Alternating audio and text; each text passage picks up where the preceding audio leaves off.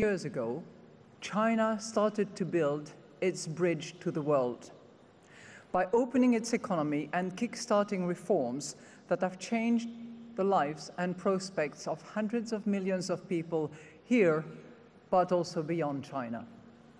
By transforming itself through trade, through hard work, also learning from others, China has helped transform not only itself, but also the global economy. Progress in this country has played a significant role in boosting productivity, boosting innovation, President, as you said, and living standards in countries around the world. Yes, there is always more work to be done, because on that bridge, you don't want traffic jam, you don't want bottleneck, and you don't want restricted traffic.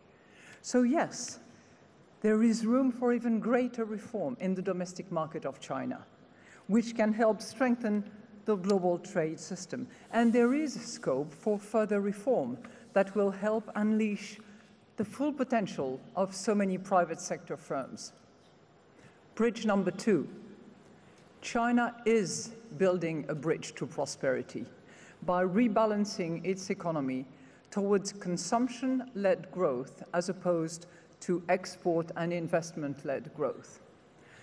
Building that bridge is well underway. In the first 3 quarters of this year only, consumption contributed 78% of China's GDP growth, as opposed to 50% only 5 years ago. This transition, which is symbolized by the China International Import Expo, is good for China, but it is good for the world, including all those who see China as a vital and vibrant market for their goods and for their services. Again, we can see the progress and rebalancing in the numbers. For example, China's current account is likely to be at just about 1% this year, compared with 10% 10 years ago. Bridge number 3. China is building a bridge to the future by harnessing the power of international cooperation, especially in trade. On behalf of the International Monetary Fund, I have called all parties to de-escalate and resolve the current trade disputes and to fix the global trade system, not destroy it. To achieve these goals, we need more international cooperation, not less. And that goes well beyond the economics.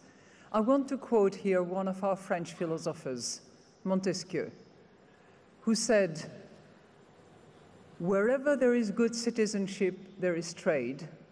Wherever there is trade, there is good citizenship."